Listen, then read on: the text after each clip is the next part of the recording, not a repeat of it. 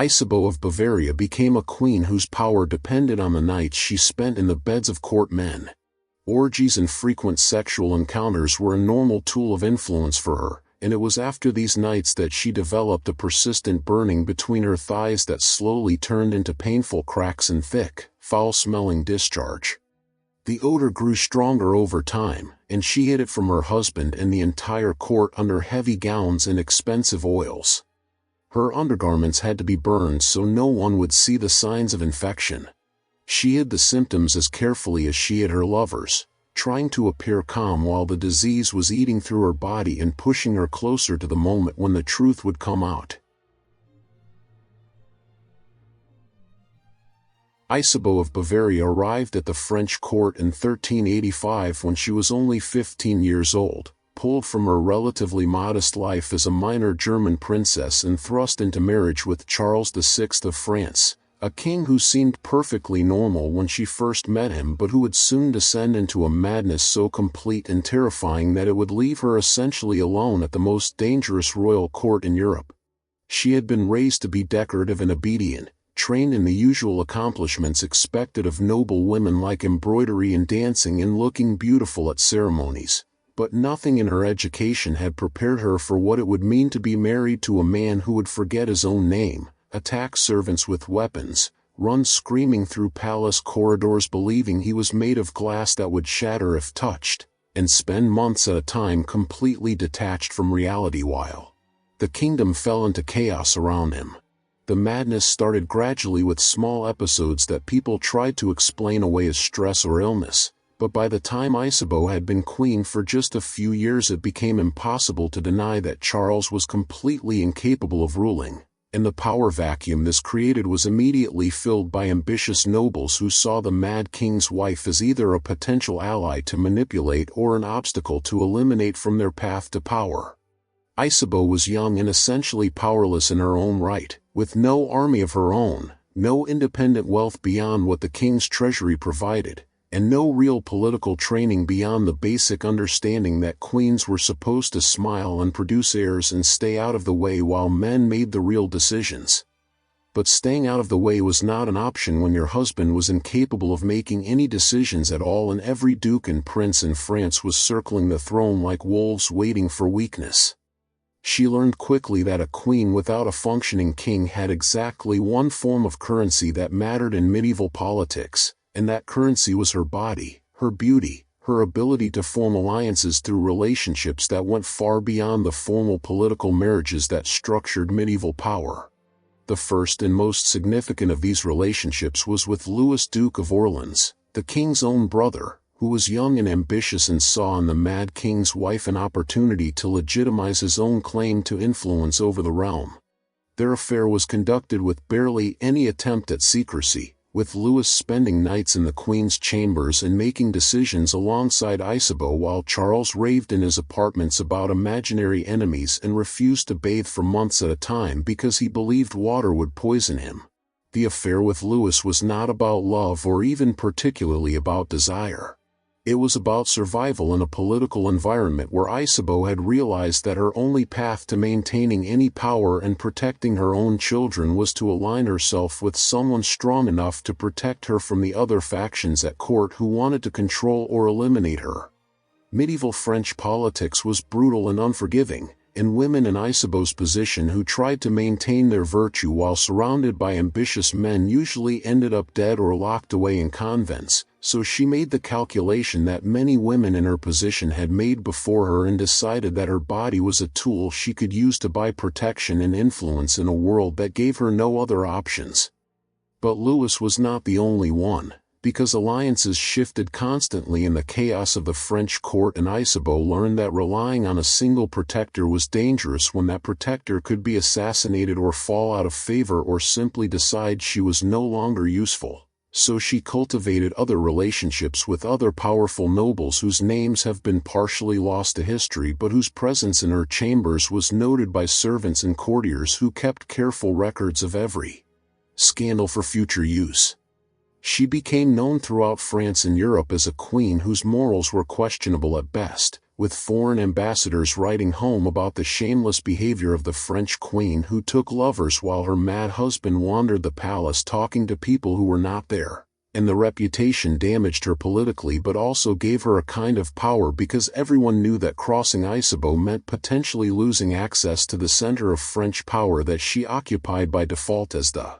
Mad King's wife. The physical price of this life began so subtly that Isabeau dismissed it as nothing more than the minor discomforts that came with aging and bearing children and living in an era where personal hygiene was limited even for royalty, and she noticed the itching first. A persistent irritation in her groin that she attributed to the heavy court dresses and the layers of fabric that trapped sweat and heat against her skin in an age when bathing was considered dangerous and undergarments were changed only when they became unbearably soiled. The itch grew worse over a period of weeks, transforming from a minor annoyance into a burning sensation that she tried to soothe with powders and ointments that her ladies-in-waiting prepared. But nothing helped because the cause was not external but internal, a disease that was already spreading through her blood and would eventually destroy her completely. Then came the rash, small red bumps appearing on her inner thighs that she could hide beneath the layers of silk and velvet that made up her court wardrobe, and she told herself it was nothing, just another minor affliction that would pass as quickly as it had appeared the way temporary skin irritations always did. But the bumps did not pass and instead began to spread in patterns that she started to recognize with growing horror from whispered conversations among court women about the disease. That marked prostitutes and libertines and anyone who had been careless or desperate enough to share their bed with men whose own sexual histories were unknown and unknowable. Syphilis in the early 15th century was not yet the well-documented disease it would become. Physicians had only the vaguest understanding of how it spread or what caused it, but everyone knew that certain types of sores and rashes meant you had contracted something through sexual contact and that once you had it the progression was inevitable and the ending was always the same. The sores that appeared next were not ordinary wounds but hard ulcers that formed first in her groin where the initial infection had taken hold and then began spreading outward across her thighs. Each one a small crater in her flesh that wept clear fluid and refused to heal no matter what remedies the court physicians tried with their useless tinctures and their leeches and their theories about imbalanced humors that had nothing to do with the actual bacterial infection that was multiplying in her body. Isabeau began changing her undergarments multiple times each day, not from any heightened sense of cleanliness but from desperate necessity as the fluid from the sores soaked through the linen within hours and began to smell, a sickly sweet odor of decay that she tried to mask with perfumes and powders but which grew stronger as the infection progressed and more sores appeared.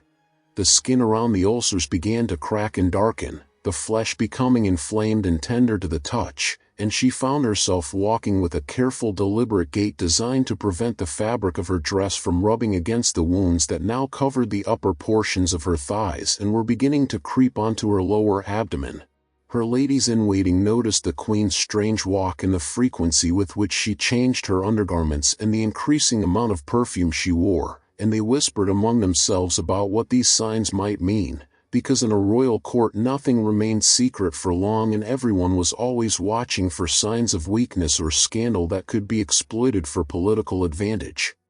Isabeau was terrified not just of the physical progression of the disease but of what would happen if the truth became widely known at court, because admitting that she had contracted syphilis would mean admitting the source of the infection and that would destroy whatever remained of her political influence and possibly endanger her children's positions as legitimate heirs to the throne. Medieval morality was unforgiving about sexual sins, and a queen who was publicly known to have the disease that marked prostitutes would be finished politically even if she managed to survive physically. So she began the long desperate process of hiding her condition from everyone around her while the disease continued its inexorable progression through her body.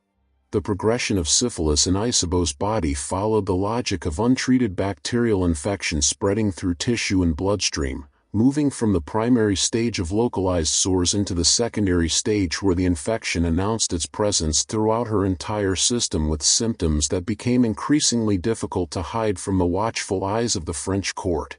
She woke one morning to find her entire torso covered in a rash that looked like small copper coins scattered across her skin. the distinctive marking of secondary syphilis that physicians of the era could not treat and barely understood. And with the rash came a fever that left her weak and shaking and confined to her chambers while her attendants whispered about the queen's mysterious illness that seemed to strike without warning and for no reason anyone could identify.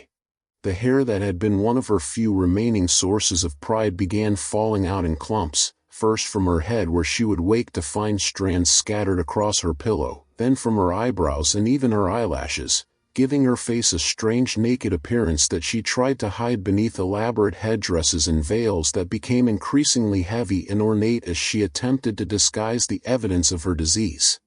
Her joints began to ache with deep persistent pain that made every movement torture, the inflammation spreading through her body as the bacterial infection attacked tissues throughout her system, and she developed lesions in her mouth that made eating agony and forced her to subsist on broths and soft foods while the court physicians looked on helplessly with their useless remedies that only weakened her further through constant bloodletting. The sores that had begun in her groin now spread relentlessly up her torso and down her legs, some of them crusting over with thick scabs while others remained open wounds that wept constantly, and the amount of fluid leaking from the lesions meant she was going through multiple sets of undergarments each day as the discharge soaked through the fabric faster than her ladies could replace them. She instructed her most trusted attendants to burn the soiled garments rather than send them to the palace laundresses, paying them generously for their silence about the true state of their mistress's health, because every person who knew the truth was another potential source of rumors that could destroy her. The smell became impossible to disguise as more sores appeared and the infection prevented any of them from healing properly, the sweet sickly odor of rotting flesh mixing with the sharper smell of the fluids that leaked from the wounds, and Isabeau's chambers became a prison perfumed with incense and scattered with herbs in a futile attempt to mask the evidence of her physical decay. She stopped appearing at court functions entirely, claiming various ailments and indispositions that would be considered appropriate for a woman of her age, and the rumors that had always swirled around her now intensified as courtiers speculated about what terrible illness had struck down the queen who had once seemed so vital in her manipulation of men in power. Some whispered that she had been poisoned by political enemies who wanted to remove her influence over the mad king. Others suggested she was feigning illness to avoid dealing with the ongoing crisis of the English war and the Burgundian alliance that was tearing France apart, but a few who knew the truth or suspected it began spreading the darker rumor that the queen's years of taking lovers had finally caught up with her and that she was suffering from the disease that everyone knew was spread through sexual contact. The king in his madness was beyond caring about his wife's condition, spending his days locked in his own apartments talking to invisible courtiers and occasionally emerging to make proclamations that made no sense, and the royal children who had survived infancy were kept away from their mother's chambers on the pretext that her illness might be contagious. The physical deterioration accelerated dramatically as the disease moved into its tertiary stage, the infection spreading from her skin and joints into her internal organs and nervous system in ways that the medieval physicians attending her could not understand and certainly could not treat, and Isabeau found herself experiencing symptoms that terrified her because they suggested the disease was now attacking not just her body but potentially her mind in the same way that madness had destroyed her husband's ability to function.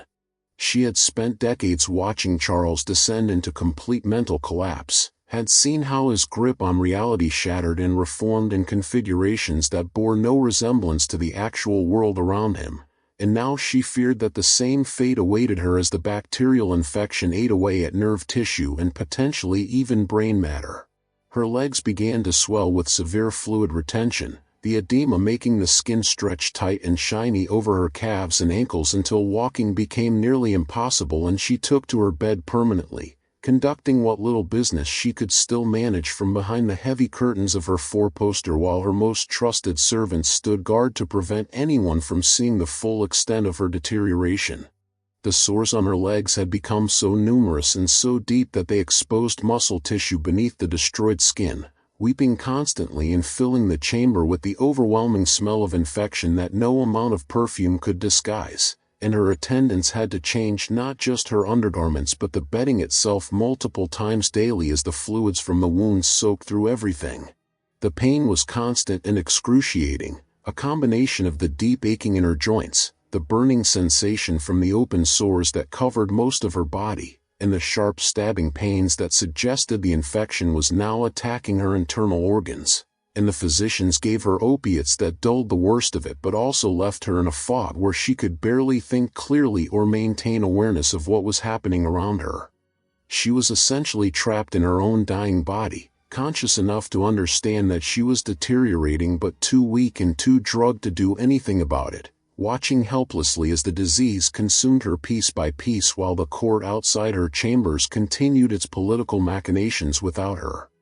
The deterioration of her face became impossible to hide even behind veils, as the sores spread across her cheeks and forehead, destroying the beauty that had once been one of her few assets in the brutal world of medieval politics, and the hair loss was now complete enough that she was essentially bald, giving her the appearance of someone already dead even though she was still technically alive and conscious.